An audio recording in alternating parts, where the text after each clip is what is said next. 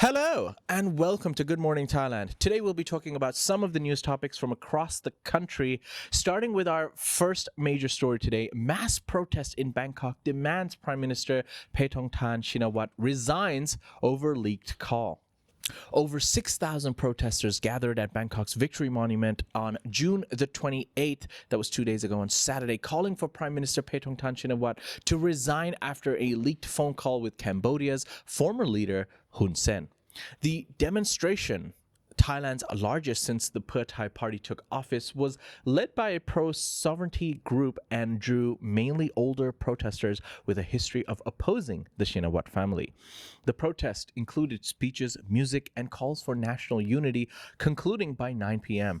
Police deployed drones, K9 units, and confiscated weapons. One person was charged with assault. Smaller protests in Nakhon Ratchasima and Pitsanulok sent groups to Bangkok. Paetongtarn, while in Chiang Rai, welcomed peaceful protests, but now faces a constitutional court review on July the 1st that could lead to suspension. Is this just the start? Are there going to be more protests? Well, we'll let you know as the protests are often actually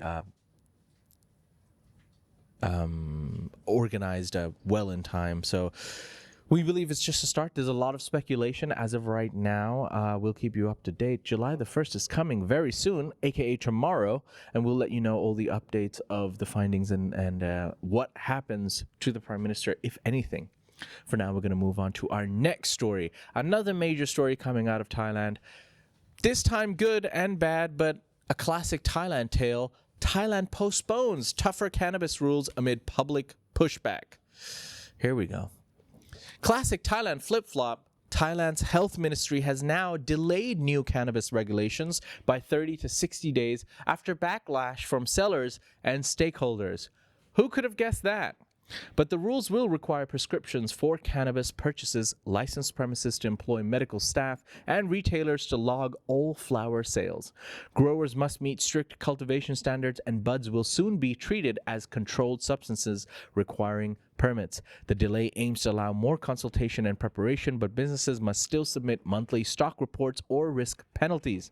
Personal cultivation for non-commercial use remains legal, but selling homegrown cannabis is banned. Future violations could lead to jail time and fines. So they've now delayed it for another 30 to 60 days, and it might be that they might keep delaying it because I don't think the public outcry is going to go anytime soon. It's absolutely embarrassing as a country to just keep flip-flopping over the changing of the rules, and the fact that they have decided to go back to what it was before can only be classified as embarrassing, really, because it's going to put so many entrepreneurs out of business, and it's only the big organizations that are going to be able to keep up with these changes. And by what I mean by keeping up is put up with the lack of stability and the lack of the indecision, really, which has probably annoyed a lot of people and upset a lot of entrepreneurs, but it is what it is for now. We'll keep you up to date with all the latest information and updates. For now, they've said 30 to 60 days, not specifying is it 30 or 60. I'm guessing it's most probably going to be 60. But yeah, stay tuned. For now, we're going to move to our next story, taking us to Pattaya, where a Russian journalist was robbed in a Pattaya hotel and escapes with 2 million baht loss. A Russian journalist, David, was allegedly lured to a Pattaya hotel on June the 26th by acquaintances who later assaulted and handcuffed him, forcing a Bitcoin transfer and stealing a luxury Rolex and cash worth over 2 million baht. He escaped while still restrained and sought help.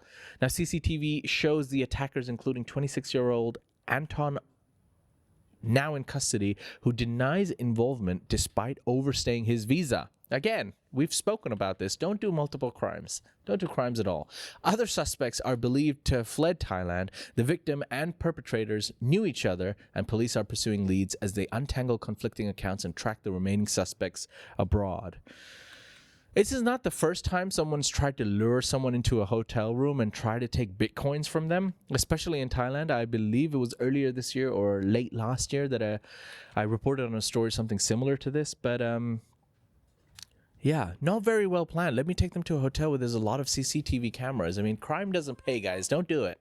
Just don't do crimes in general. But if you are going to do it, how have you not thought about the CCTV cameras? Where's the logic in this?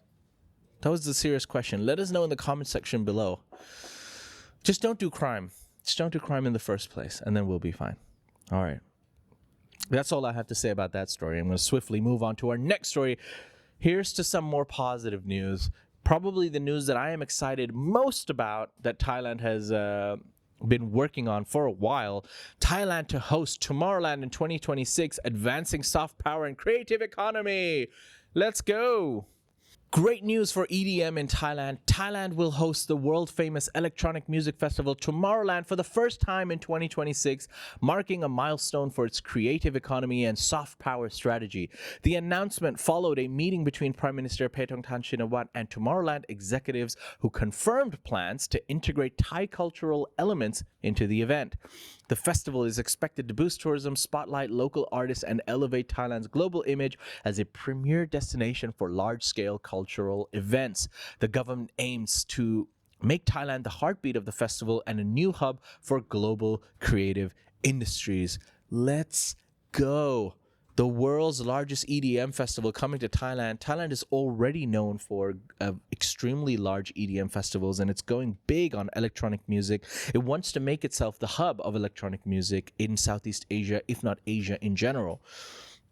So far, we've already had EDC 2025 in January. We've also had Siam Songkran and S2O water festivals during April, Songkran Festival. Coming up later this year, we have the 808 EDM Music Festival. We have Creamfields now confirmed for 12th of December. We have Wonderfruit, which is going to be a 5-day, 24-hour festival in Pattaya. We have the Neon Countdown, which is for New Year, another EDM festival. And we also have EDC 2026, January the 17th, confirmed. How do I know this by heart? I'm a big fan of EDM. And guess what? Tomorrowland as well. Next month, not next month, next year. I wish it was next month, but next year. Let's go Thailand, making it happen. Some of the biggest DJs. Great time for people out there to enjoy the music and nothing else. Maybe a few beverages, allegedly a few substances. I've heard about them, but I'm just saying. Anyways, let's go. Well done, Thailand. I'm proud. All right, for now, let's take a quick break before we go into some stories from around ASEAN. We'll be back right.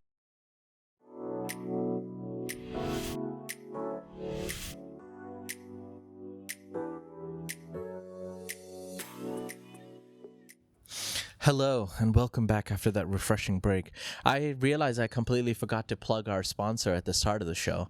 So ladies and gentlemen, our thank you to Fazwaz for sponsoring the show. If you've ever thought about buying property, selling property, or renting property, just looking at land, watching a 3D tour, or just exploring, a lot of the times I used to go on Fazwaz just to check the prices and like look at the images. They've got one of the largest real estate portal in the country. Not one of, it's actually the largest real estate portal in the country. So check them out if you're interested in real estate in Thailand. And thank you for sponsoring the show. Danny Fan says Jay should trademark allegedly. I should. I need to get a hat that says allegedly, or a t-shirt if someone could make that happen. On that note, let's have a review of some of the stories from around the ASEAN region. Our first story today, Thailand denies full border reopening request as Cambodia rejects cargo transit appeal. Here we go again.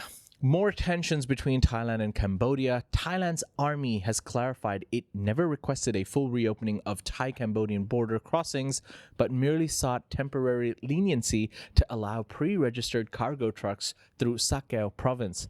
Now, the request followed Prime Minister Paetongtarn's border visit and was aimed at easing local trade disruptions.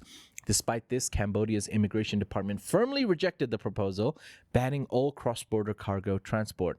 The Thai Burapha task force had only asked for trucks with approved customs clearance as of June 25 to be allowed passage, but tensions remain over strict border controls affecting commerce, and it seems like it's not going to end anytime soon. Cross-border shenanigans going on. He said, she said, we will, we won't. I don't think this is going to end anytime soon, guys. We're getting updates about this every other day. And the only people that suffer are the import-export business and the locals who need to cross the border for several reasons. But yeah, unfortunate news coming out of Cambodia and Thailand. For now, we're going to move on to our next story, which is a little bit of a serious one. Vietnam Airlines suspends pilots after aircraft collision at Hanoi airport. That doesn't happen quite too often, but here we go. Vietnam Airlines has suspended 4 pilots after a Boeing 787 and an Airbus A321 collided at Hanoi's Noi Bai airport on June the 27th. The Boeing, taxiing for takeoff, clipped the Airbus's tail fin at a taxiway intersection. Both planes were grounded and over 380 passengers were rebooked. The Civil Aviation Authority of Vietnam classified the event as a Series Level B incident. Early investigations suggest the Airbus was not properly positioned at its holding point. An internal and independent probe is now underway. What a scary situation. Going quite slowly, your plane's about to take off, and you hear a giant thud, and you can see like a piece of your wing just falling off because the 2 airplanes have bumped into each other. Anyways, well, I guess obviously all 4 pilots have been suspended or prior to an investigation as of right now. But let us know in the comment section below, how is this possible? I mean, I've never heard of a story like this before. Not really. Let us know in the comment section below. For now, we're going to move on to our next story that takes us to the Philippines, where on June the 26th, the Philippines held its first ever grassroots-led Stonewall Philippines protest in Mendiola, Manila, led by the LGBTQIA+ group Bahaghari. Inspired by 1969 Stonewall uprising in the U.S., the event blended activism with culture through murals, speeches, performances, and a powerful pride march. Bahaghari chairperson Reina declared Pride a protest not only for LGBTQIA+ rights, but against systematic injustices, imperialism, and corporate exploitation. The event marked a call for broader social reforms and solidarity with global struggles, vowing to make it an annual movement. So there we go. I guess some good news for LGBTQIA+ people of the Philippines, and hopefully around Southeast Asia and Asia. And that's it, ladies and gentlemen. Those are some of the stories from across Thailand and ASEAN now today. There are more stories, of course, from Thailand on thetiger.com. And you can join in on any of these stories and let your comments and be known in Thailand's largest forum. That's ASEAN Now on ASEANnow.com. For now, I'm going to dive into the live section and see what the people are talking about and have a little bit of a conversation. If you like that story, please like and subscribe. And for more Thailand news, follow us on Instagram, YouTube, or TikTok at The Thaiger, or you can go to thetiger.com and join the conversation.